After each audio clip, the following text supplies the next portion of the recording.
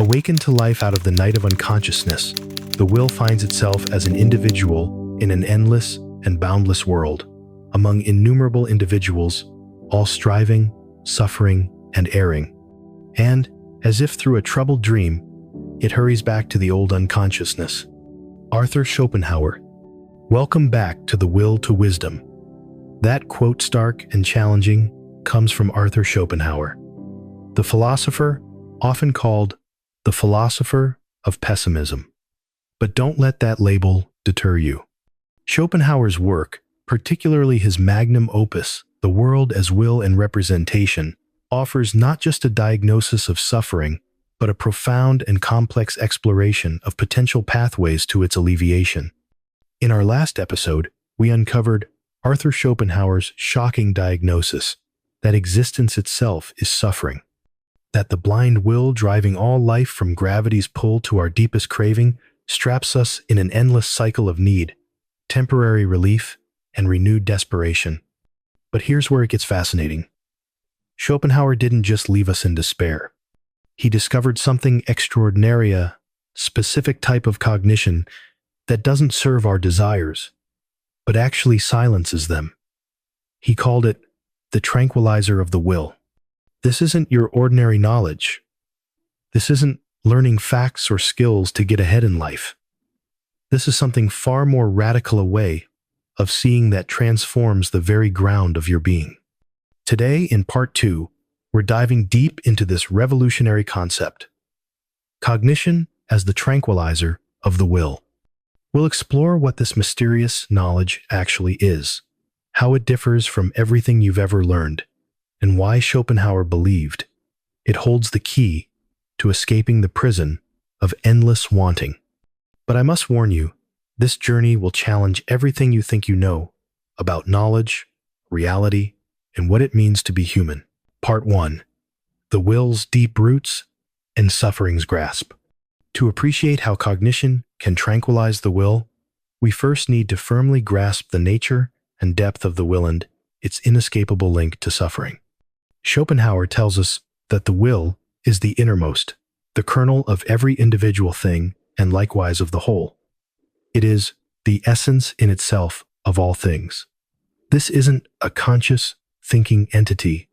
It lacks cognition or consciousness, cannot set itself goals or seek ends that are conceived as good. It's a blind, striving force that merely strives away in perpetuity, producing countless transient individuals along the way as a matter of sheer brute fact. In living beings, this fundamental will manifests most directly as the will to life, Wille zum Leben, drive not just for individual survival, but also for the propagation of the species. This is a powerful, deeply rooted impulse. Schopenhauer identifies the sexual instinct as the most fundamental expression of the affirmation of the will to life, even calling the genitals the focal point of the will, the parts of the body where the will manifests in its most concentrated form, almost free of any admixture of intellect. This drive ensures the continuation of the species, even at the expense of the individual. Now, where does suffering come in? Schopenhauer asserts that willing always occurs because something is felt as lacking. It is, as such, a form of suffering. Because the will's striving is perpetual and without a final purpose, ends can never finally be fulfilled. Attaining an end through willing brings us nothing of positive value because it just temporarily erases a painful lack or absence. New desires flood in almost immediately to plague us with their non-satisfaction. And if, by some chance, new desires don't immediately arise, we are tormented by boredom. This means human life is dispositionally incapable of true happiness. Essentially, a multifaceted suffering and a thoroughly disastrous condition. Schopenhauer claims this is not just an empirical observation, but something he has demonstrated a priori. It is inherent in the condition of living as an individual whose essence is willing. The cycle of desire, fleeting satisfaction, and renewed wanting or boredomus, like being on the revolving wheel of Ixion, or drawing water with the sieve of the Danaids, or like the eternally yearning Tantalus. Even basic bodily functions, like breathing, are described as a constantly checked dying, a constant postponement of death. Life is a continuous struggle against death at every moment, with every meal, every sleep, every time we warm ourselves.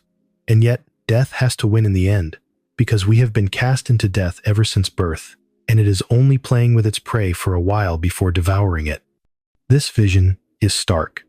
Existence is a continual deception, in small matters as well as in great. If it promises, it does not keep its word unless to show how little desirable the desired object was.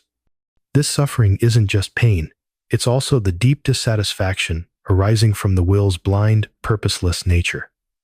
The world will tears itself apart because it is a hungry will and there is nothing for it to feed on but itself. This pointlessly self-perpetuating and self-devouring will results in an existence that is something ultimately to be lamented. So, given this grim diagnosis, rooted in the metaphysical essence of things, where could a potential escape lie?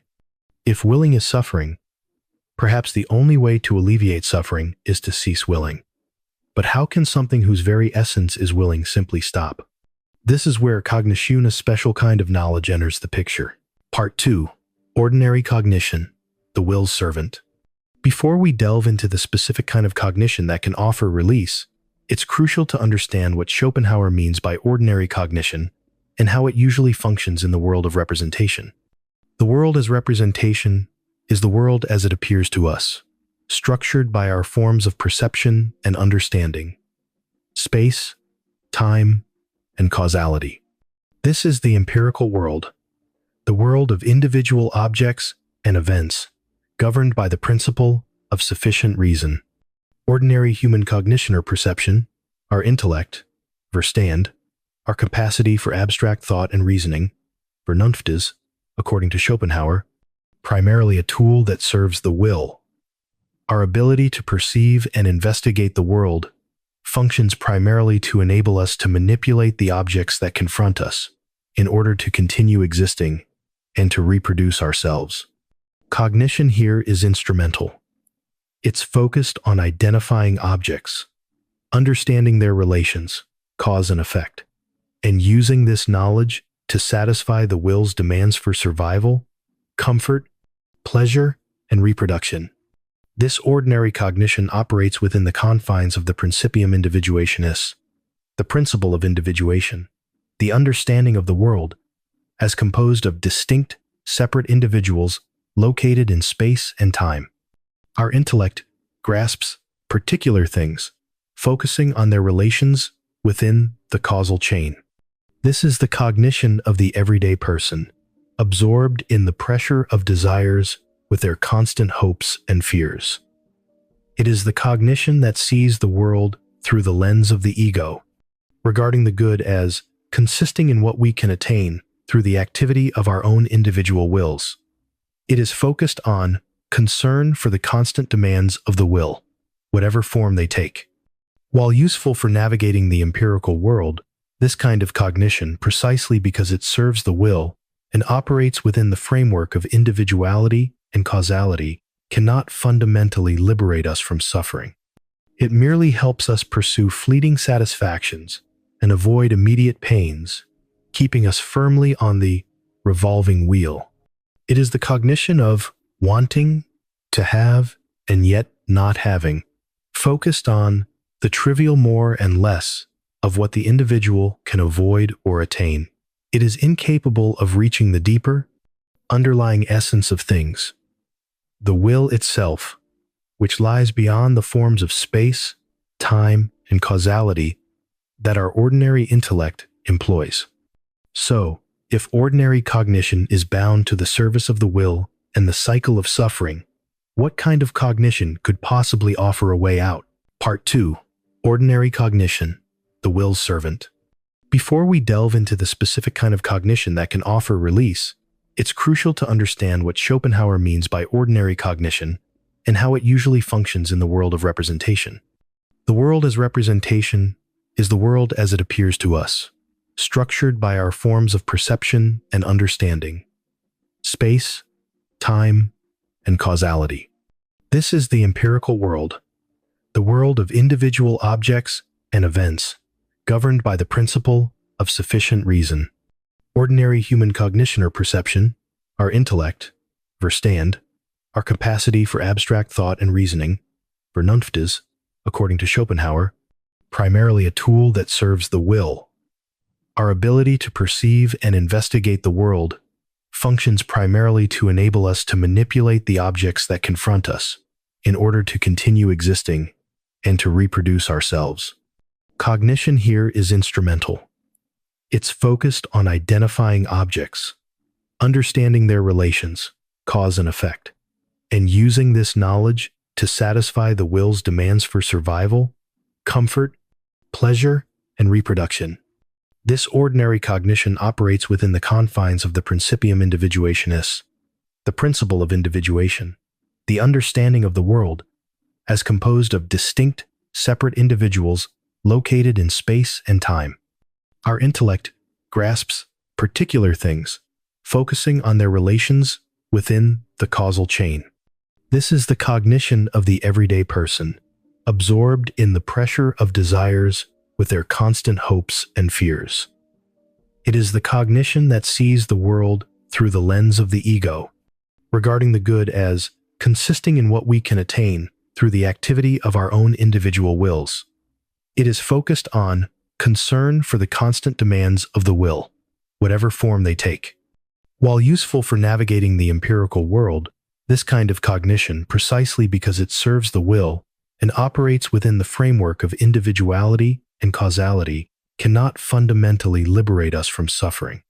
It merely helps us pursue fleeting satisfactions and avoid immediate pains, keeping us firmly on the revolving wheel.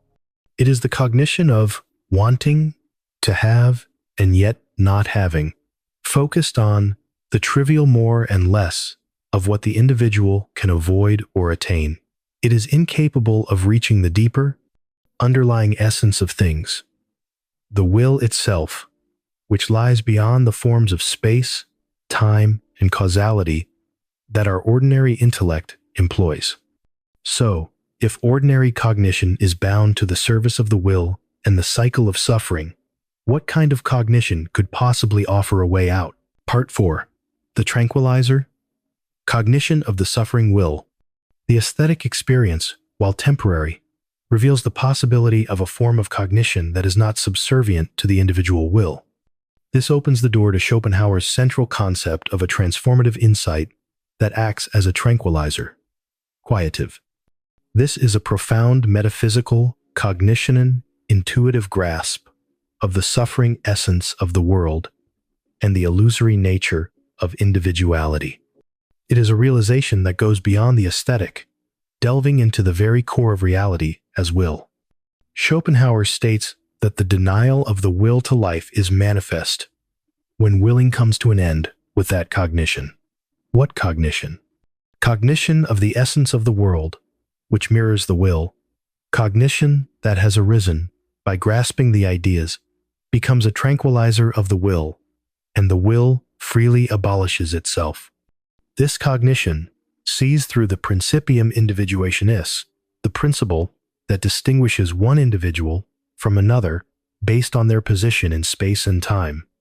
It recognizes that, outside the forms of representation, the will as the thing in itself is undivided and identical in all beings. When one attains this insight, one sees that all beings suffer, and all beings are but deceptive manifestations of the same essence. This deep knowledge acts as a quietiva sedative or tranquilizer of the will inside oneself. Individual motives, which normally drive the will, become ineffective because the mode of cognition that corresponds to them retreats, obscured by an entirely different mode of cognition. This is not abstract, conceptual knowledge gained through reasoning or argument, but a living cognition that is expressed only through deeds and behavior. It's an intuitive grasp something one comes to see, not through argument or conceptual thinking, but intuitively. The effect is dramatic. One recoils from all the goals and pleasures of the world, turns toward asceticism, and attains an inner peace and joy. The individual stops willing anything, is careful not to let his will attach itself to anything, and tries to steel himself with the greatest indifference toward all things. The culmination of this path is the negation of the will to life, or self-abolition, Selbstaufhebung, a state where the will within the individual turns and denies itself, leading to a cessation of desires and a loss of identification with the striving individual self. Schopenhauer describes this state of mind as a completely calm sea of the mind, that profound tranquility, imperturbable confidence, and cheerfulness. It is a blissful emptiness, no striving, no suffering. From the perspective of ordinary consciousness, this state might seem like a dreadful state of nothing. But for those in whom the will has turned, this world, which appears so real to us, is nothing. This nothing isn't non-existence in the sense of annihilation, but the absence of willing and representation from the perspective of the liberated consciousness. This transformation allows for salvation or redemption from the suffering inherent in willing existence. As Schopenhauer notes, it is a concept found in diverse cultural traditions, stripped of mythological clutter, the wisdom underlying aspects of Christianity, Hinduism, and Buddhism. But how does one attain this rare and difficult insight? Part 5. Pathways and Paradoxes. How Cognition Tranquilizes. Stories and Examples. Schopenhauer identifies two main, though not exclusive, pathways through which this tranquilizing cognition, this intuitive insight into the suffering essence of the world and the illusoriness of the individual might arise. The first is through an extreme degree of moral goodness and compassion. The person who reaches the ultimate pitch of selfless love and benevolence, a saint or great soul, does so by recognizing the whole, comprehending its essence, and finding that it is constantly passing away, caught up in vain strivings, inner conflict, and perpetual suffering. By feeling the suffering of others as if it were their own, they see through the illusion of separate individuality, realizing that all is the same suffering will. This leads to resignation and the tranquilizing of the will.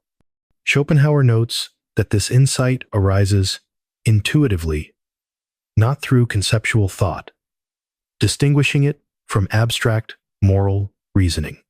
He mentions examples like Saint Francis of Assisi, known for his compassion, or figures embodying mildness and humility.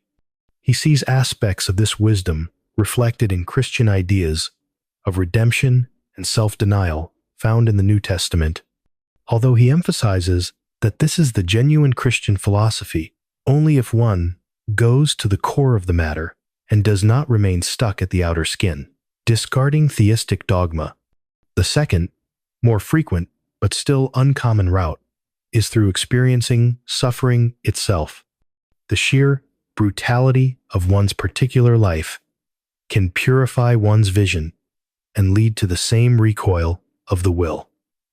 Intense personal suffering can force one to see the fundamental pain inherent in existence and the personal suffering, futility of willing, thereby loosening the will's grip. Think of the profound disillusionment that can follow periods of intense struggle or loss. Schopenhauer himself experienced significant disappointments. His academic career failed in competition with Hegel. His main work was initially neglected. He suffered personal conflicts and health issues.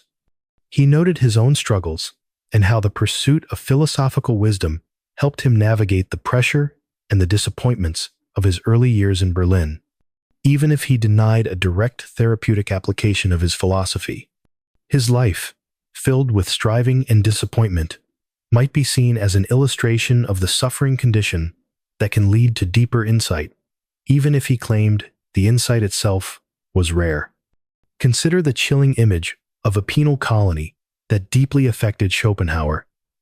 This wasn't just a scene of death, but of life endured in constant toil and misery. This vivid, raw depiction of human suffering seems to have imprinted itself on his mind, fueling his philosophical quest to understand the fundamental nature of this dread of life.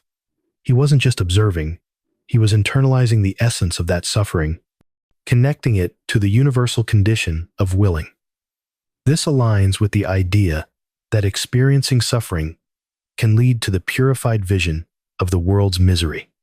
Schopenhauer also found parallels in wisdom traditions beyond the West, particularly the Upanishads, Buddhism, and Hinduism. He saw in their mystical pronouncements and concepts like nirvana, extinction, cessation, or reabsorption into Brahman, reflections of the state of will, less tranquility, and the ultimate insight into the nature of existence as suffering, will, and the illusoriness of the empirical world, often described as Maya. These traditions, with their emphasis on asceticism and detachment, seem to embody the practice of negating the will to live arising from a profound cognition of reality. He speaks of figures like the mystics of all religions, who reach a kind of ecstasy where knowledge ceases, and they are beyond subject and object, beyond will. He refers to the practice of fakirs contemplating their noses to banish ideas, or the guidance in the Upanishads to sink inward to a state where subject, object, and knowledge vanish. These are presented as examples of actively seeking a state of detachment born from a specific kind of contemplative, intuitive insight. Even philosophical contemplation, studying the nature of reality, though often abstract, can potentially contribute to this path by providing the framework for understanding the will and representation distinction, the nature of suffering, and the illusoriness of the individual. Schopenhauer saw philosophy not just as theoretical knowledge, but as a form of life and mental exercise, a practical teaching and wisdom for life, a catharsis, purification, and clarification aimed at saving the human being from his addiction to the world and to the will. However, the concept of cognition, tranquilizing the will, presents a significant philosophical challenge bordering on paradox. Schopenhauer asserts that the will in itself, as the thing in itself, exists beyond the realm of representation, unconstrained by the principle of sufficient reason and its forms of necessity, causality. In this sense, the will in itself is free. Ordinary individual actions, however, are part of the world of appearance and are asterisk, subject to cause and effect, determined by motives and character. So, no individual human actions are free. But the denial of the will to life is presented as an act of freedom. Schopenhauer says it emerges from the innermost relation of cognition to willing in human beings, and thus arrives suddenly, as if flying in from outside. He notes that the Church calls it the effect of divine grace. Yet, he also states that the effect of the tranquilizer, is also ultimately an act of the freedom of the will, referring to the free will in itself, not the determined individual will. This raises questions. How can an altered mode of cognition, which is itself a function of the brain, part of the determined phenomenal world, exert influence over the will, the free noumenal essence? Schopenhauer explains that when the tranquilizing cognition arises, it's not that cognition causes the will to stop in a normal cause and effect sense, which belongs to representation. Instead, this extraordinary form of cognition fails outright to motivate the subject to act, and instead presents the world as an arena for pure contemplation. The determined character, which usually reacts predictably to motives, is somehow removed from the power of those motives when seen through the lens of this new cognition. It seems that the will, which objectifies itself as the empirical individual with its brain and cognition, finds in the highest form of that cognition the insight into its own suffering and illusion, a reflection that causes it, the will itself, to recoil or negate its striving within that specific individual manifestation. The cognition doesn't cause the negation, it's the occasion for the will's free self-negation within that individual. It's the freedom of the will in itself, interfering directly in the necessity of its appearance. Furthermore, this state of willless tranquility is not a permanent, effortlessly maintained condition. Schopenhauer stresses that it must constantly be regained by steady struggle.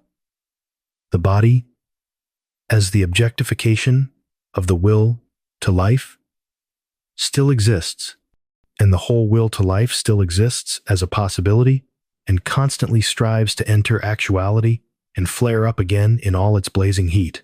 Achieving and maintaining this state requires a constant overcoming the will, a constant struggle with the will to life, often through wresting renunciations of every sort from themselves, by adopting a difficult, penitent way of life and seeking out everything they find unpleasant. This struggle, this constant need to re-achieve the state of willless cognition, highlights the difficulty and the paradoxical nature of the path. It's not a passive surrender, but an active, arduous effort to remain detached to keep the tranquilizer effective against the ever-present pressure of the will. 5. The ongoing struggle. That the state of denial requires constant struggle is a crucial lesson. It's not a one-time achievement, but a continuous practice of overcoming the deeply ingrained habits of the will. This translates into an awareness of the difficulty of genuine self-transformation and the need for discipline, perhaps even a kind of asceticism or renunciation, to maintain detachment. 6. A different kind of nothingness. The conclusion that for the liberated consciousness, the world is nothing, is perhaps the most difficult takeaway. But this isn't nihilism, as disparate, is a form of meaninglessness from a standpoint beyond the will. The world loses its value as an object of striving and desire. The lesson is that liberation may involve relinquishing the world as we know it, with all its tempting but tormenting objects of pursuit. These lessons are not prescriptions for happiness.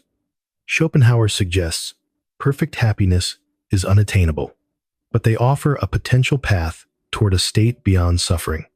This state of tranquility is grounded in a radical form of philosophical insight. It is, essentially, the will to wisdom of striving that ultimately understands the futility of ordinary willing and seeks to be tranquilized from its endless demands. Arthur Schopenhauer's philosophy presents a challenging yet compelling vision of existence. Rooted in the fundamental suffering caused by the blind, striving will, it offers little comfort in conventional pursuits of happiness or meaning. Yet, within this seemingly bleak landscape, he identifies a profound possibility that through a special, intuitive kind of cognition and insight into the suffering essence of the world and the illusoriness of individuality, the will can be tranquilized within the individual. This leads to a state of detachment and peace, a denial of the will to life. This pathway, hinted at in aesthetic experience and sought by ascetics and mystics across traditions, is both arduous and paradoxical. It demands constant effort to sustain. It challenges our deepest assumptions about freedom, identity, and the very nature of reality. The wisdom Schopenhauer offers is not a set of steps, but a transformation of vision that, if realized, brings liberation not in the world, but from the world of suffering. It is a call to deep inner change, a release from the grip of the will, not through external achievement, but through profound understanding. It invites us to reflect, what is the true nature of our striving? Are we merely driven by the blind will, or can deeper cognition guide us toward tranquility? What is the cost of clinging to individuality and the pursuit of fleeting pleasures? Are we willing to pay the price for this profound, isolating, but possibly liberating insight? These are not easy questions, but they are essential to the human condition, questions Schopenhauer confronts with unflinching honesty. They demand courage, and perhaps a willingness to follow the will to wisdom, wherever it leads. What are your thoughts on Schopenhauer's idea of cognition as a tranquilizer? Have you ever experienced moments of profound detachment or tranquility through insight? Share your reflections in the comments below.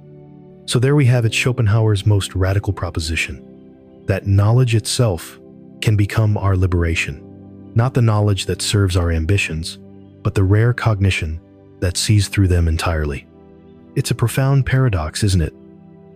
That the mind, which usually enslaves us to desire, might also be the key to our freedom from it. This raises so many questions. What does this tranquilizing knowledge actually feel like? How do we cultivate it? And perhaps most importantly, is it possible to sustain such a state in our everyday lives? Or are we destined to catch only glimpses of this profound peace? These are the questions we'll explore as we continue our journey through Schopenhauer's extraordinary philosophy. The path ahead will take us into the realm of aesthetic experience, the nature of genius, and ultimately, the mysterious state of willlessness itself. What's your take on this? Have you ever experienced moments where knowledge seemed to quiet your desires rather than fuel them? Share your thoughts below. Your insights often illuminate aspects of philosophy I hadn't considered.